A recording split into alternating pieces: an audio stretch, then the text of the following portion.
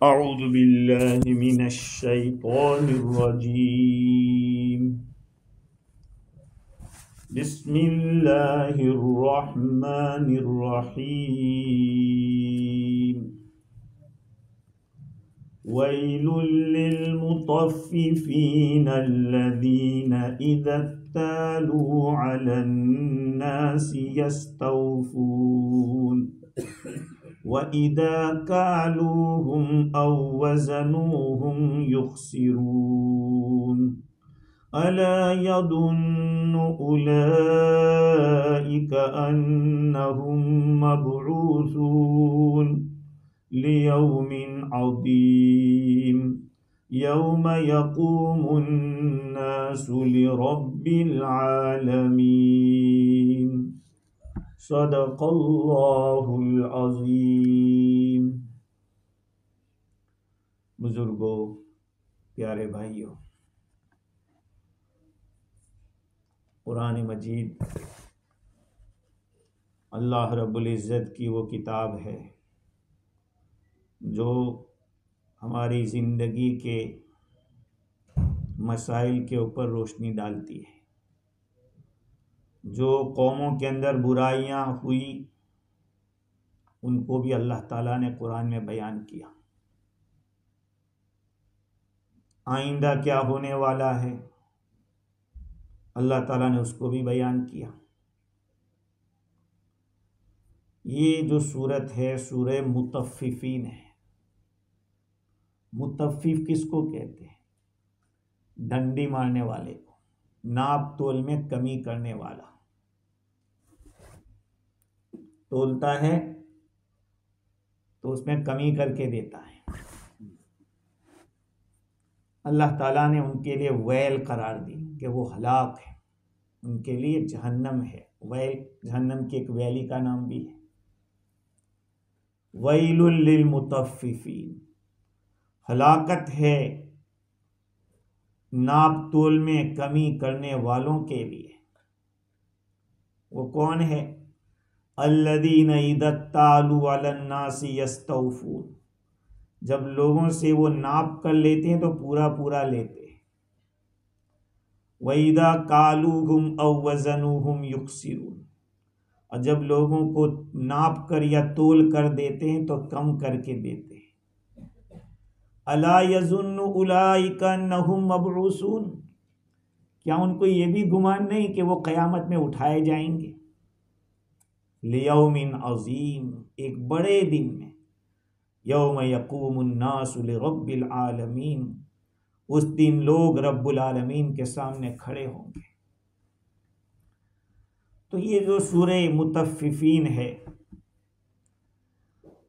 उसके अंदर रुकू तो एक ही है लेकिन आयतें 36 है, 36, और हुरूफ 436 है।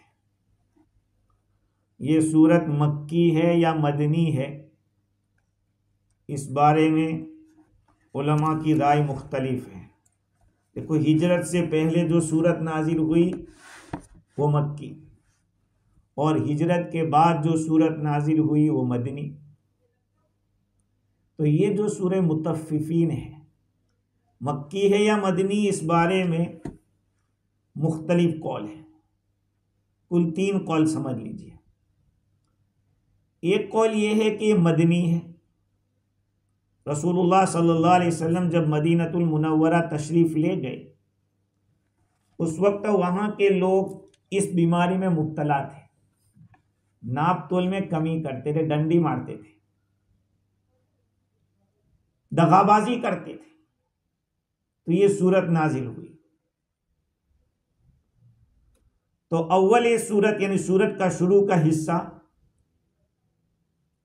बल्कि यूं कहिए कि सबसे पहली जो सूरत मदीना मुनव्वरा में नाजिल हुई वो यही सूरत थी। अगर यही बात है तो मालूम हुआ पहले दुखती रक्के पर हाथ रखना चाहिए। इससे मालूम ये हुआ है इधर उधर की बातें करना, उससे बेहतर वही कि पॉइंट पे आदमी आवे और यही कहे कि भाई ये खराबी है। अब आप सोचिए कि नबी सल्लल्लाहु अलैहि वसल्लम या अल्लाह ताला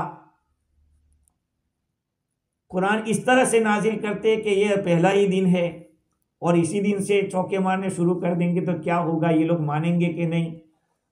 क्योंकि आज ऐसा है कि आप दुखती रग पे हाथ रखो तो परेशानी हो जाती है, इसलिए दवाई भी कैप्सूल में भर के दी जाती है, कैप्सूल में डाल के, ताकि करवाहट मालूम ना हो। लेकिन दीन के अंदर ये बातें नहीं है। इस्लाम एक सीधा सादा मजहब है, वो अपनी तालीमात के अंदर सीधी बात करता है। तो ये सूरत सबसे पहले मदीना मुनव्वरा में जो सूरत नाजिल हुई यही थी, और वो लोग इसी में इन्वॉल्व थे। आप सल्लल्लाहु अलैहि वसल्लम ने मदीना मुनव्वरा वालों के सामने जब ये सूरत तिलावत की, तालीम फरमाई, वो लोग कुरान की हिदायत से संवर गए, चमक उठे, दगाबाजी छोड़ दी। चुनांचे उस दिन से लेकर आज तक तमाम दुनिया में, पूरी दुनिया में अच्छे तोलने में मदीना वाले आगे हैं। सबसे अच्छे तोलने वाले, पूरा तोल कर देने वाले, उनका कोई बराबरी नहीं कर सकता। तो ये कौल है मदनी होने का। एक कौल ये है कि ये मक्की है, और इस कौल के कहने वालों का कहना यह कि ये सूरत असल में मक्का मुकर्रमा में नाजिल हो चुकी थी। आप सल्लल्लाहु अलैहि वसल्लम जब मदीनतुल मुनव्वरा तशरीफ ले गए तो उन लोगों के सामने उसी सूरत को पढ़ा, क्योंकि वहां के लोगों को इसमें मुब्तला देखा था। इस सबब से उन लोगों ने यह सोचा कि इस वक्त ये सूरत इसी वक्त नाजिल हुई है। ये दो कौल हो गए। लेकिन अताए मक्की का कहना यह है, अताए मक्की रहमतुल्लाह अलैह फरमाते कि इस सूरत का नुज़ूल हिजरत के सफर के बीच में हुआ है, मक्कतुल मुकर्रमा और मदीनतुल मुनव्वरा के बीच में हुआ है, इसलिए इसको बीच में ही रखा जाए। कोई मक्की कहे वो भी सही, मदनी कहे वो भी सही। पहली आयत है वही। अच्छा, इस सूरत को माक़बल से भी कनेक्शन है। इधर समाउन फतर जो ऊपर आयत सूरत है उसको माक़बल से ताल्लुक है, क्योंकि ऊपर अल्लाह ताला ने बतलाया इन्नल अबरार लफी नईम व इन्नल फुज्जार लफी जहीम। नेक लोग नेमतों में होंगे और फुज्जार नालायक लोग जहन्नम में होंगे। इस सूरत में भी अल्लाह ताला ने इन्ना किताबल फुज्जारी लफी सिज्जीन, फासिक फाजिर लोगों की जो किताब होगी वो सिज्जीन में होगी, नीचे जहन्नम में।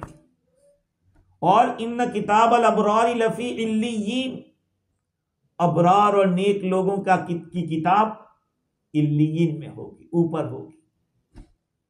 ये दोनों में कनेक्शन है।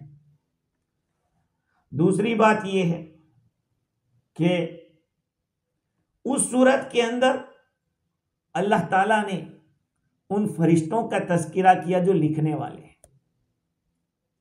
व इन्ना अलैकुम लहाफ़िज़ीन किरामन कातिबीन यअलमून मा तफ़अलून। सूरह इन्फितार में अल्लाह ताला ने फरमाया कि तुम्हारे ऊपर निगरान फरिश्ते वो सब लिख रहे हैं, जो तुम करते हो रिकॉर्ड हो रहा है। और ये रिकॉर्ड कहां जाएगा? का अच्छा है तो इल्लीन में जाएगा, बुरा है तो सिज्जीन। इस सूरत में उसका तज़किरा है। इस सूरत को मुतफ़्फ़िफ़ीन इसलिए कहा कि पहली ही आयत में मुतफ़्फ़िफ़ीन यानी नाप तोल में कमी करने वालों का तज़किरा है। देखो, उस जमाने के अंदर लोग नाप नाप कर देते थे। समझ में आ रहा है? ट्रांसलेशन नाप कर देते थे। पैमा देखो, एक जमाने तक इंडिया में भी ऐसा होता था कि बर्तन में ऐसे नापा और फिर देते थे, भाई इतना एक पतीली या एक बर्तन भर के ये दिया था, वो पहले नापते थे। तो मक्का मुकर्रमा वाले वजन करते थे, मदीना मुनव्वरा वाले नापते थे, और पूरी दुनिया के लोग दोनों कर रहे हैं। इसके ऊपर भी इब्न अब्बास रज़ियल्लाहु अन्हु की रिवायत में बाद में सुनाऊंगा। खैर, तो तत्फीफ किसको कहते हैं? तत्फीफ कहते हैं नाप तूल में खयानत करने की, खयानत करना। लेकिन देखो ये माना सिर्फ नाप तोल तक नहीं है, ये मजमून बड़ा वसी है। सिर्फ ये समझ लेना कि नाप तोल में कमी की है इन लोगों के लिए ही ये वईद है, ये सही नहीं। जहां कहीं भी आप जैसा चाहते हो वैसा नहीं करते, वो इसमें दाखिल है। हर आदमी ये चाहता है कि मुझे पूरा पूरा तोल कर दिया जाए, वजन कर करके दिया जाए, लेकिन जब वो देने की बारी आती है उसको खुद को देना पड़ता है तो सोचता है कि कम जावे, है ना। ये सारी चीजें इसमें दाखिल है। इसकी भी दलील है। मुअत्ता इमाम मालिक के हवाले से मुफ्ती शफी साहब नव्वरल्लाहु मरकदहू ने हजरत उमर रदियल्लाहु ताला अन्हु की एक रिवायत नकल की। हजरत उमर रदियल्लाहु अन्हु ने एक आदमी को देखा कि वो नमाज पढ़ रहा है और ऐसी नमाज के रुकू सजदे पूरे नहीं करता, चल तुम्हें आता हूं, चल तुम्हें आए, चल तुम्हें, बस ऐसे रुकू सजदे कर रहा है। नमाज पूरी की उसने। हजरत उमर रदियल्लाहु अन्हु फरमाया कि लक़द तफ़फ़त, लक़द तफ़फ़त, लक़द तफ़फ़त अरबी जबान में वही माना है कि तूने नाप तोल में कमी की। लफ्जी तर्जमा तो ये है, लेकिन यहां का नाप तोल में कमी हुई है। कहा जैसी नमाज पढ़नी थी वैसी नहीं पढ़ी, उसको आपने फरमाया लक़द तफ़फ़त। हाँ, हज़रत इसी के ऊपर, इसी कौल पर हजरत इमाम मालिक रहमतुल्लाह अलैह फरमाते हैं कि लिकुल्लि शैइन वफ़ाउन व तत्फ़ीफ़ुन, हर चीज की वफादारी है, उसको पूरा पूरा देना है, और हर चीज में डंडी मारना है। जैसा आपको कहा गया है पूरा किया तो क्या वफाई का। जैसे कि ये भी एक रिवायत है कि अगर आपसे किसी ने कोई चीज ली और आपको पूरी की पूरी वापस की तो आप कहेंगे औफ़ैतनी औफ़ल्लाहु लक, तूने मुझे पूरा पूरा करके दिया, अल्लाह ताला भी तुझे पूरा पूरा करके दिया। हाँ, तो पूरा करे उसको वफा कहेंगे, और कमी करेंगे तो उसको तत्फीफ कहेंगे। तो इमाम मालिक रहमतुल्लाह अलैह फरमाते कि हर चीज में वफा भी है और तत्फीफ भी है, डंडी मारना हर चीज में है। यहां तक कि वुजू, तहारत, पाकी, उसमें भी अगर आदमी, बहुत सी दफा देखा गया कि इधर अभी हम पेशाब खाने में गए और एक आदमी गया और आया, अरे भाई कैसे गया और आया है? स्टील के नल तो है नहीं, कैसे बंद कर दिया क्या पानी बंद हो जाएगा? थोड़ा इत्मीनान के साथ में पेशाब करे, इसलिए कि अगर वो मामला गड़बड़ हुआ तो बाकी का मामला गड़बड़ तो नमाज भी गड़बड़। टाइम लेकर जावे आदमी इस्तिंजा खाने में, जानते हैं कि वो बैठने के आराम की जगह नहीं है, लेकिन वहां जाए बगैर आराम हो भी नहीं सकता आदमी को, है। तो आदमी इत्मीनान से पेशाब करे, ये नहीं कि बस पानी डाल के भाग गए। बहुत सारे तो पानी भी नहीं ले जाते, देखा गया। तो वो तत्फीफ कर रहे हैं तहारत में, तहारत में, नमाज में। ये भी डंडी, नमाज में भी डंडी मारी जाती है। आदमी खड़ा होने के बजाय आधे से ही सीधा सजदे में, एक सजदे के बाद पूरा बैठने के बजाय बीच से वापस चला जाता है, ये तत्फीफ है। पूरा पूरा अदा ना करना, ये तत्फीफ है। ऐसे ही हुकूकुल इबाद में भी तत्फीफ होती है, बंदों के जो हुकूक अदा करने हैं। लोग हेरिटेज, क्या कहते हैं, हेरिटेंस, मिरास, हेरिटेंस, उसमें डंडी मारते हैं। हकदार का थोड़ा देके सोचा मैंने उसका हक अदा कर, जो पूरा था वो नहीं दिया। हेरिटेंस में करते हैं सब, वहां भी डंडी हुकूकुल इबाद में। हालांकि जो छोड़ के गया है वो कह के गया है कि मैं जा रहा हूं, तुम्हें भी आना है मेरे पीछे, लेकिन फिर भी क्या सोचता है, समेट लो, महरूम कर दो। अरे उसकी भी औलाद थी, जैसे तू उसकी औलाद है, वो भी तेरे भाई भी, तेरी बहन, तेरी माँ, ये सबका हक है। तो ये जो वफा और तत्फीफ है सब जगह पाई जाती है। इसलिए अल्लामा कुशैरी रहमतुल्लाहि अलैह फरमाते हैं कि लोगों के उयूब को जाहिर करना और अपने उयूब को छुपाना लोगों के उयूब को देखते रहना और अपने उयूब की तरफ नजर ना करना, यह भी इसमें दाखिल है, तत्फीफ के अंदर दाखिल है। इसी तरह से लोगों से चाहना कि इंसाफ करें और खुद की बारी आवे तो बेइंसाफी करें। लोगों से रिस्पेक्ट चाहना और काबिल रिस्पेक्ट लोगों की रिस्पेक्ट ना करना, यह भी इसमें दाखिल है। ये बड़े लोगों ने बात बताई, बड़े मुफस्सिरीन और बड़े अल्लाह वाले, हाँ बड़े बड़े बुजुर्गों ने बताया। अल्लामा कुशैरी बहुत बड़ा आदमी है, शाह अब्दुल अजीज देहलवी रहमतुल्लाह अलैह ने इस बात को नकल किया। मजदूर से काम तो पूरा ले, और जब मजदूरी जो तय हुई थी, अरे इतने से चला लो, भाई कैसे चला लो है? जिस वक्त काम लेना होता है उस वक्त तो आदमी बड़ी बड़ी बात करता है, लेकिन जब पे करने की बारी आती है तो कट करके देता है, वो तो मजबूर है? तो मजदूर से मजदूरी पूरी पूरी, मजदूर से काम पूरा लेना, और जब पे करने की बारी आवे तो फिर उसमें डंडी मारना। इसी तरह से अल्लाह ताला के दरबार से रिस्क मांगे तो पूरा पूरा चाहना, लेकिन जब उसके हुक्मों की पाबंदी करने की बारी आवे तो कमी के साथ उसकी ताअत में कोताही करना, ये सब चीजें इसमें दाखिल है। हदीस में आया अस्सलातु मिक्यालुन फमन वफा वुफिया लहु। नमाज एक मिक्याल है, मिक्याल कहते हैं तोलने की चीज को, पैमाने को कहते हैं। नमाज मिक्याल है, एक मीजर है, मीजर है नमाज, जो उसको पूरा करेगा उसको पूरा पूरा दिया जाएगा। एक और हदीस है कि हदीस कुदसी है कि औफी यब्न आदम कमा तुहिब्बु अन यूफा लक वअदिल कमा तुहिब्बु अन युअदल लक। अरे तू पूरा पूरा अदा कर जैसे तू चाहता है कि तुझे पूरा पूरा दिया जाए। तू इंसाफ कर जैसे तू चाहता है कि तेरे साथ इंसाफ किया जाए।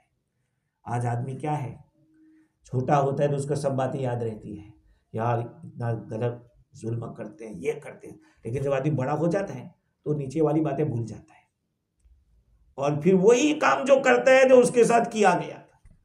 हालांकि उसको भी सोचना चाहिए कि उस वक्त आदमी पे क्या गुजरती है, कोई दुआ नहीं देता है? वादिल, इंसाफ करो जैसे तुम चाहते हो कि तुम्हारे साथ इंसाफ किया जाए। एक हदीस में है कि हुजूर अकरम सल्लल्लाहु अलैहि वसल्लम ने इस सूरत की तिलावत फरमाई। बहुत कीमती रिवायत है, ध्यान में रखना। इस सूरत की तिलावत की हुजूर ने, फिर फरमाया कि खम्सुम बिखम्सिन, 5 आमाल के बदले में 5 सजाएं हैं। 5 काम करोगे तो 5 काम होंगे। मा नक़स कौमुन अल अहद इल्ला सल्लल्लाहु अलैहिम अदुव्वहु। जिस किसी कौम ने, मा नक़ज़ कौमुन, अहद को तोड़ा, जिस किसी कौम ने तोड़ा है, एग्रीमेंट को तोड़ दिया, अल्लाह ताला उस कौम के दुश्मन को उन पर गालिब कर देगा। देख रहे हैं दुनिया के अंदर क्या हो रहा है ना। हाँ, तो हम के सामने भी वो दोनों आ रहे, कैसे लड़ रहे हैं दोनों आपस में, हैं? वो सही होगा। वमा हकमु बिगैरी मा अंज़लल्लाहु इल्ला फशा फीहिमुल फ़क़्र।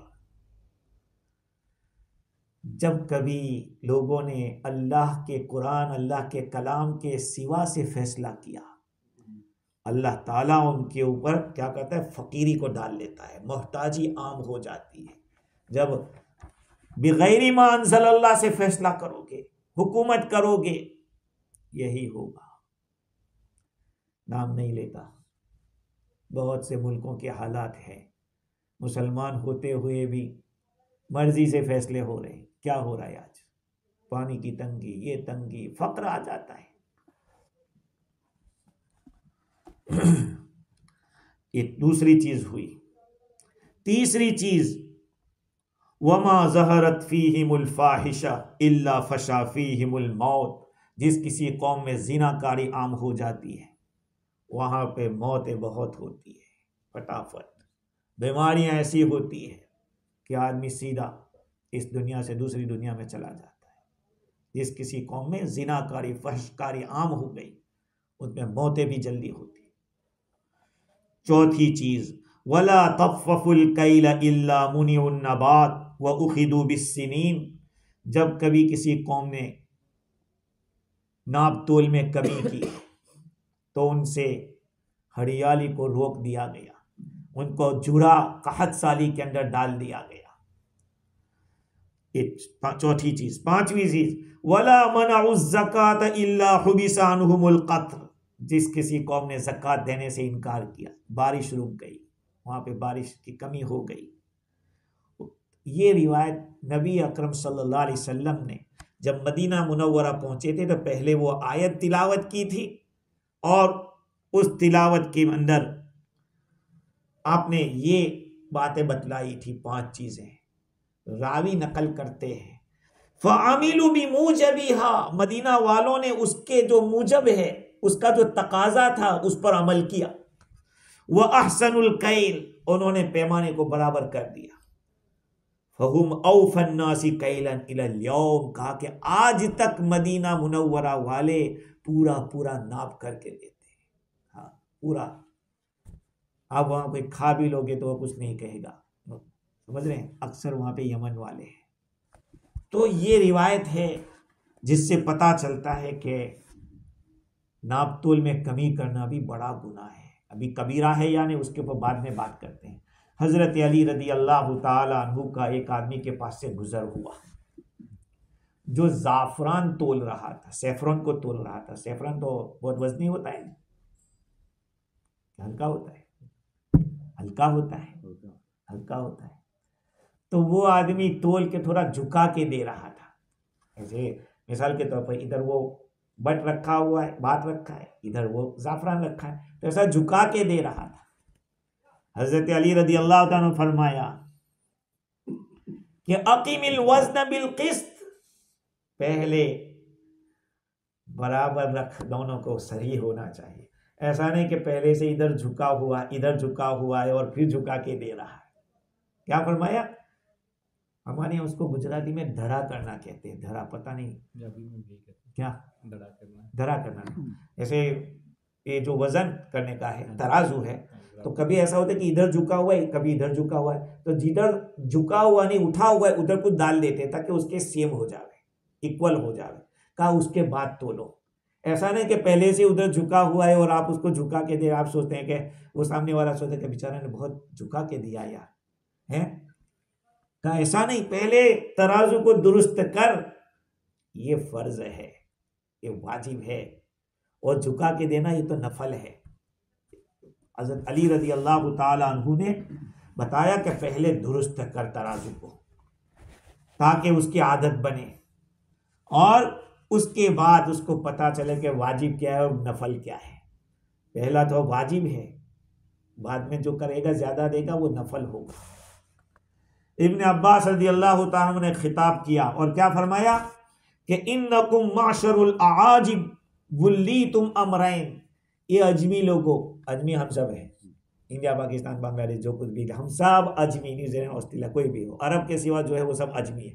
कहा तुमको 2 चीज़ों का हुक्म, तुम लोगों को 2 चीज़ों की जिम्मेदारी दी गई, तुमको 2 काम दिए गए। हलक मन कान क़ब्लकुम, जिसकी वजह से पहली कौमें हलाक हो गई थी। अल-मिक्याल वल मीज़ान, शुएब अलैहिस्सलाम की कौम जो थी वो नाप तोल में कमी करती थी, इसी वजह से उनको अल्लाह का अजाब आया था शुएब अलैहिस्सलाम की कौम के ऊपर। तो कहा कि अगली कौमें इसकी वजह से हलाक हो गई।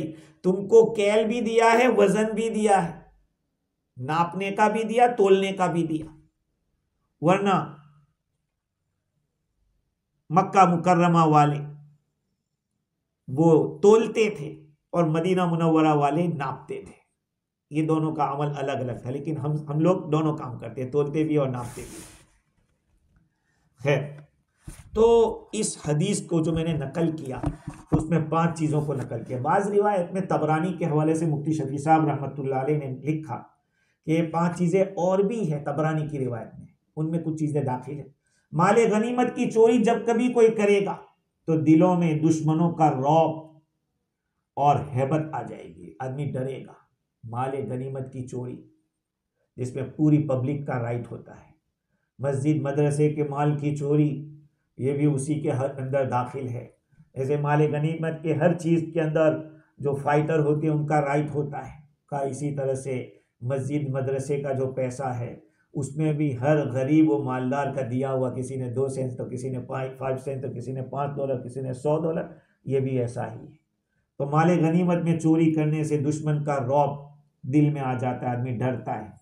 नंबर 2, सूदी कारोबार जहां कहीं होता है वहां मौतें बकसरत होती है। नंबर 3, नाप तोल में कमी करने से रिस्क खता हो जाता है, रोजी खत्म हो जाती है। रोजी खत्म होने का क्या मतलब? रोजी खत्म होने का क्या मतलब? मुफ्ती शफी साहब रहमतुल्लाह अलैह फरमाते कि कभी तो रोजी रिस्क से आदमी महरूम हो जाता है। ये तो ये है। कभी क्या होता है कि रिस्क होते हुए भी खा नहीं सकता, रिस्क है फिर भी खा नहीं सकता। हाँ, पहले क्या था, कुछ भी खा लो हजम हो जाता था, 10 रोटी भी खा लो ना कोई फर्क नहीं। और आज 2 रोटी से ज्यादा खा नहीं सकते हैं। जवानी के अंदर उस वक्त तो खाना नहीं था और आजा मजबूत थे। आज सब कुछ है लेकिन आजा साथ नहीं दे। कहा ये भी रिस्क के खत्म होने का एक शक्ल है। इसी तरह से कभी ऐसा होता है कि जरूरत की जो चीजें हैं वो मफकूद हो जाए। ये भी मुमकिन है कि मौजूद तो हो लेकिन महंगी इतनी हो जाए कि आदमी खरीद ना सके। अब इंडिया के हालात देखो, वही टमाटर 10 रुपये किलो मिलते रहा, 200 रुपये है, कैसे आदमी खरीदेगा? चीजें महंगी हो गई, है मौजूद लेकिन खरीद नहीं पा रहे। ये किसकी वजह से? नापतोल की कमी की वजह से। कहा कि रिस्क मुनक़ते कर दिया जाता है। और कभी कभी देखो बड़े बड़े बिजनेसमैन होते हैं, सब कुछ होता है लेकिन वो अंडर कंट्रोल होते हैं। क्या कहते हैं कि यार तुम अभी पे कर दो, मैं अभी नहीं अपना पैसा इस्तेमाल नहीं कर सकता, मैं अभी ये चीज़ बेच नहीं सकता या खरीद नहीं सकता, अगर खरीदूंगा पूछेंगे पैसा कहाँ से आया था। हालांकि बड़ा बिजनेसमैन है। कहा कि ये भी मोहताजी है। शफी साहब रहमतुल्लाह अलैह लिखते हैं कि आज के हालात में इंसान अपने रहन सहन, नक्लो हरकत, अपने इरादों के पूरा करने में भी ऐसे कवानीन में जकड़ा हुआ है। अगर कोई मुल्क वाला पैसे छापना चाहता है तो नहीं छाप सकता, जितना गोल होगा इतना ही छपेगा, है ऐसे कवानीन आ गए। ये है रिस्क का मुनक़ते हो जाना। और चौथी चीज़ ये कि हक के खिलाफ फैसले होंगे तो कत्ल व खून आम हो जाएगा। और 5वें नंबर पे मुआहदों में गद्दारी होगी तो अल्लाह के दुश्मन को मुसल्लत कर दिया जाएगा। खैर, तो वैलुल लिल मुतफ्फिफीन, हलाकत है नाप तोल में कमी करने वालों के लिए। खुलासे कलाम ये है कि जो नाप तोल का मुकद्दमा है, इश्यू है, बहुत बड़ा इश्यू है, जिसकी वजह से एक कौम को अल्लाह ताला ने हलाक कर दिया। अब सवाल ये कि ये क्या कबीरा गुनाह है या नहीं है? क्या कबीरा गुनाह किसको कहते हैं? जो बगैर तौबा के माफ ना होता हो, कबीरा गुनाह। तो नाप तोल में कमी करना कबीरा गुनाह है। जैसे कि शिर्क कबीरा गुनाह है, जादू करना कबीरा गुनाह है, जिना करना, सूदी कारोबार करना, जंग के मैदान से भागना, ये कबीरा गुनाहों में से है। तो ये भी कबीरा गुनाह है या नहीं, इसमें इख्तिलाफ है। बाज़ी लोगों ने तो इतना सख्त कह दिया कि इसका इरादा करना भी कबीरा गुनाह है, इतना सख्त कह दिया। और बाज़ों ने कहा कि थोड़ा अगर है तो ठीक है, ज्यादा हो तो ठीक नहीं है, बड़ा गुनाह हो जाएगा। थोड़े से क्या मुराद? का 10 दिरहम, 10 दिरहम का जो माल होता है ना, उस पर हाथ काट, अगर कोई चोरी करे 10 दिरहम की या उतने मालियत की, तो शरीयत एतबार से उसका हाथ काटा जाएगा। 10 दिरहम से मुराद तकरीबन $60 होता है इसका। कितना? 60। वहाँ उनका ने अभी 2 दिन पहले लास्ट वीक पूछा था मेहर के बारे में, किसी आदमी ने $50 मेहर लिखा है। मैंने कहा 50 में क्या होगा, कम से कम 32 ग्राम चांदी तो होनी चाहिए। तो 32 ग्राम का भाव उन्होंने निकाला तो $60 आया। कहीं इतना अगर कोई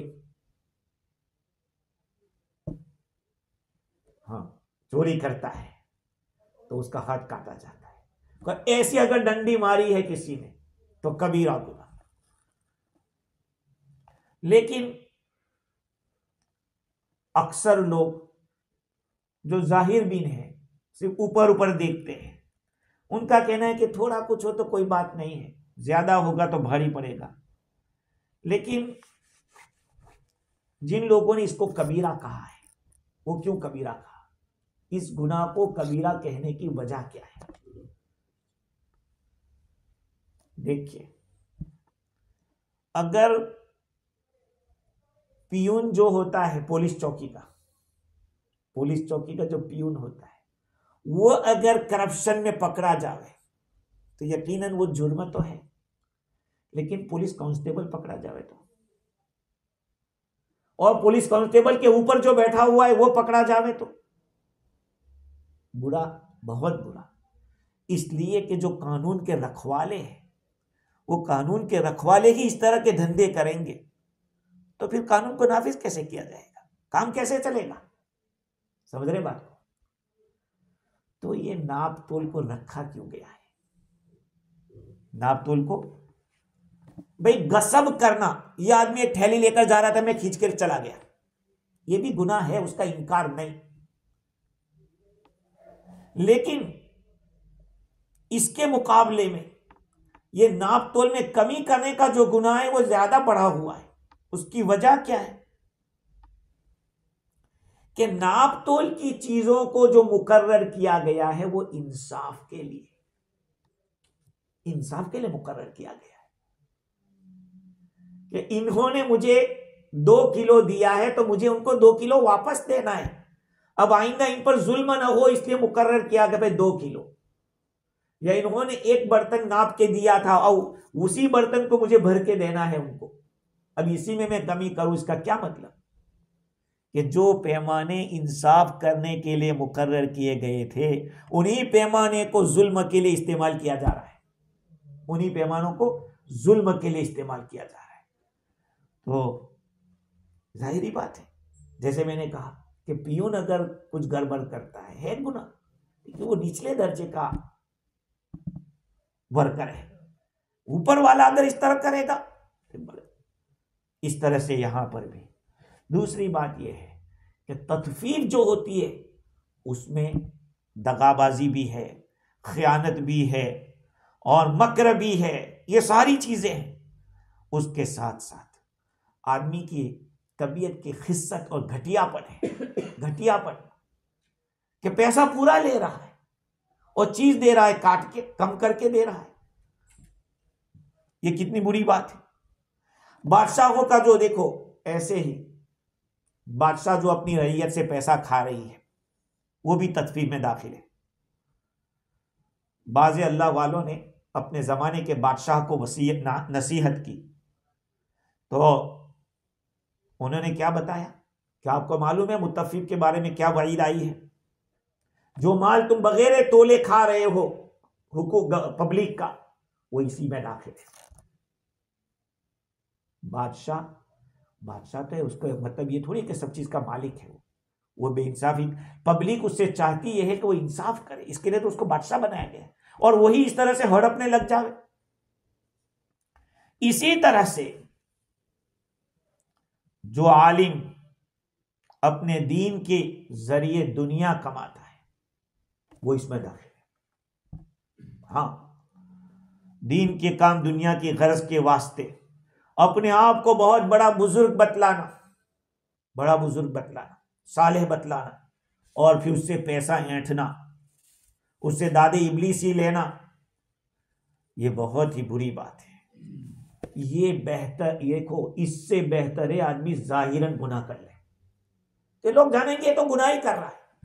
लेकिन अगर आलिम दीन के जरिए, इमाम अबू हनीफा रहमतुल्लाह अलैह के जमाने में एक आदमी आलिम थे, बहुत मशहूर थे, लोग उनकी बड़ी इज्जत करते थे। ये बड़ी पब्लिक में मतलब ये है कि उनका एक नाम के लोग समझते थे। दिखावा भी ऐसा था। एक खुरासानी को हज में जाना था, उसके पास पैसा था, एक थैली के अंदर बंद किया, सोचा कि मैं सारा ले जाऊंगा, लूट अगर किसी ने लूट लिया तो ये पैसों का क्या होगा। इसलिए उसने सोचा कि कोई अमानतदार आदमी के पास ये मैं रख दूं। तो वही आदमी जो मौलाना के नाम से मशहूर था उनके पास गया और कहा देखो मैं हज में जा रहा हूँ, ये थैली आपको अमानत के तौर पर रखता हूँ, मैं जब वापस आऊंगा तो आपके पास से ले लूंगा। कहा कोई बात नहीं। ये बेचारा हज में गया, हज से वापस आ रहा था तो बद्दुओं ने उनको लूट लिया, सारे बेचारे के कपड़े भी निकाल लिए और वो ऐसा ही फटे पुराने शक्ल के अंदर वो मौलाना के पास पहुंचा, आलिम के पास पहुंचा। आलिम से कहा कि यार वो थैली। कहा भाई तू घर भूल गया क्या है, ये तो पहली दफा मैं तुझे देख रहा हूं, तो कैसा पैसा, तो किस तरह की बात कर रहा है। कहा फुला वक्त में मैंने आपसे कहा कि कुछ नहीं, जाओ रास्ता पकड़ो, या तुमको जो बद्दुओं ने मारा पीटा है उससे तुम्हारा दिमाग खराब हो गया, पागल हो गए हो तुम, तो खामोगा मेरे ऊपर वो पागलपने का इजहार करे। लोगों से कहा कि भाई मेरा ये मामला हुआ है। कहा इमाम अबू हनीफा रहमतुल्लाह अलैह के पास जाओ, कोई रास्ता निकाल ले तुम्हारे लिए। इमाम साहब ने पूरी दास्तान सुनी और फरमाया कि ठीक है, तू कल आना मेरे पास, मैं उसका कुछ हल निकालूंगा। अब उस आलिम को बुलाया और इमाम साहब ने फरमाया कि तुम्हें मालूम है कि बादशाह मेरे पीछे पड़ा है एक मुद्दत से कि तू चीफ जस्टिस बन जा यहाँ का, इस मुल्क का, तो काजी बन जा, लेकिन मैं टाल रहा हूं। अब तो उसने मुझे ये कह दिया है कि तू अगर नहीं कर सकता तो तू ऐसा आदमी अमानतदार दे जो इस मनसब को संभाल सके। मैंने लोगों पे नजर डाली तो तेरे ऊपर नजर आके अटकी है कि तू ये काम अगर ले ले तो बहुत अच्छा है, और तू सोच, एक काम कर, तू अपने घर जाके मशवरा कर ले कि कैसा करना है और कल इस वक्त आना। उस वक्त आया, उस खुरासानी को कहा था कि तू भी इसी वक्त आना, ही आए। अरे भाई कहाँ चला गया था, इतने दिन से, कई दिनों से तुझे ढूंढ रहा हूं, वो तेरी अमानत मेरे घर पे पड़ी हुई है। समंदर में हमने कहा कि बांस डाल दिए तुझे ढूंढने के लिए, तू नजर ही नहीं आया। अब की बार तू फिर चला गया तो फिर तुझे कहां ढूंढूंगा, अभी तू घर आके ले ले। इमाम साहब ने पूछा क्या बात है भाई। कहा इनके कमाल है। कहा अभी मंगवा लो मेरे सामने ही घर से। मंगवा ली और कहा दे दिया उसको, कहा जाओ तू। और आलिम को कहा कि आज तेरी अमानत का पता चल गया है, सीधा सीधा घर जा वरना जेल में जाएगा, तेरी अमानत का मुझे पता चल गया है। वो क्या बाइज्जत था, बेइज्जत हो गया। और जो पहले बादशाहों की तरफ से जो नजरिए, जो वजीफे मिलते थे, जो तनख्वाह मिलती, का वो भी बंद हो गए। तो ये भी तत्फीफ में दाखिल है कि हम लोगों को दिखावे दीनदारी का लेबल और पीछे से बेदीनी का काम करें। और मैं बोलता हूं तो बाद लोगों को बुरा लगता है। मैं तो कहता हूं कि ये जुब्बा देखकर भी नहीं सोचने लेना तो बहुत बड़े मौलाना होंगे। डील करो तो 100 दफा सोचो, किसी के साथ करो तो। हाँ, कपड़ों से कोई डील नहीं होती है। हाँ, मामलात से आदमी का पता चलता है कि कितना दीनदार है। हाँ, कभी तो आदमी नमाजी भी होता है लेकिन मामलात सही नहीं होते। ये तत्फीफ का ताल्लुक हर किस्म के शौबे के साथ है। वैलुल लिल मुतफ्फिफीन, हलाकत है नाप तोल में कमी करने वाले। हजरत इकरमा क्या फरमाते हैं, अशहदु अन्न कुल्ल कय्यालिन व वज़्ज़ानिन फिन्नार। कहा कि मैं ये गवाही देता हूं कि हर तोलने वाला और हर नापने वाला जहन्नम में जाएगा। किसी ने कहा कि लौ अन्नका इब्नुका कय्याल, अगर तुम्हारा बेटा अगर तोलने वाला हो ना, फरमाया अशहदु अन्नहु फिन्नार, कहा मैं गवाही देता हूं कि वो भी जहन्नम में जाएगा। हजरत फुजैल फरमाते हैं, बक्सुल मीज़ान सवादुल वजही यौमल क़ियामा, जो आदमी नापतोल में कमी करता है कयामत के दिन उसका चेहरा काला होगा। मालिक बिन दीनार रहमतुल्लाहि अलैह अपने पड़ोसी के पास पहुंचे, देखते हैं कि वो जानकनी के आलम में है, इस दुनिया से जा रहा है। और इमाम मालिक बिन दीनार रहमतुल्लाह अलैह से वो कह रहा है कि या मालिक, जबलातुन मिन नारिन बैन यदैया उकल्लफु अस्सुऊद अलैहिमा। कहा मेरे सामने जबलान, दो बड़े पहाड़ हैं, जबलान आग के पहाड़ हैं और मुझे हुक्म दिया जा रहा है कि उस पर चढ़ो। कैसे चढ़ूंगा? मेरे सामने दो मरने के करीब है, जानकनी के आलम में देख रहा है कि दो पहाड़ है आग के और मुझे कहा जा रहा है कि ऊपर चढ़ो। मालिक बिन दीनार रहमतुल्लाह अलैह फरमाते हैं, मैंने उसके घर वालों से पूछा कि इसका कोई अमल था? कहा कि हाँ, उसके पास 2 बर्तन थे नापने के, देने का अलग था, लेने का अलग था। जब देता था तो छोटे से देता था, लेते वक्त बड़ा निकालता था। हजरत मालिक दीनार फरमाते हैं कि मैंने उसको बुलाया और मंगवाया कि लाओ वो दोनों दो। मैंने ऐसे दोनों को ऐसे टक्कर दिया और तोड़ दिया, कसर दूंगा। पूछा उससे, कहा कि मामला और बढ़ता जा रहा है और बढ़ता जा रहा है। तो भाई देखो, कट जाएगी दुनिया की तो रूखी सूखी जैसे भी, लेकिन अगर डंडी मारी होगी, जहां जहां मारी होगी, वो तो अपना हिस्सा मांगेगा कि जितना मेरा लूटा है वो मुझे चाहिए, मुझे वापस होना चाहिए। इसीलिए तो अल्लाह ताला ने इसके फौरन बाद क्या फरमाया? हाँ, नाप तोल में कमी करने वालों के लिए हलाकत है। वो कौन लोग हैं? अल्लज़ीना इज़ा तालू अलन्नास यस्तौफून व इज़ा कालूहुम औ वज़नुहुम युक्सिरून। वो लोग हैं कि जब वो कैल करके नाप कर लेते तो पूरा पूरा लेते हैं, और जब किसी को नाप कर देते हैं या तोल कर देते तो कम करके देते हैं। भाई पूरा पूरा लेना कोई गुनाह नहीं है, पूरा पूरा लेना कोई गुनाह नहीं है, लेकिन पूरा पूरा न देना ये गुनाह है। पूरा पूरा वजन करके न देना ये गुनाह है। तो अल्लाह ताला ने जब लेने की बात आई तो वहां कैल का लफ्ज इस्तेमाल किया, सिर्फ कैल का, और देने की बात आई तो दोनों का, वजन का भी तज़किरा किया और कैल का भी किया। ये क्यों? उसके लिए कल का इंतजार कीजिए, कल उसको बताएंगे कि आखिर अल्लाह ताला ने ऐसा क्यों किया है। अल्लाह ताला मुझे भी और आपको भी अमल करने की तौफीक अता फरमावे और तमाम किस्म के ऐसी बुराइयों से महफूज फरमावे। सुभान अल्लाह बिहम्दिही, सुभानक अल्लाहुम्मा बिहम्दिक, व नशहदु अल्ला इलाहा इल्ला अंत, नस्तगफिरुक।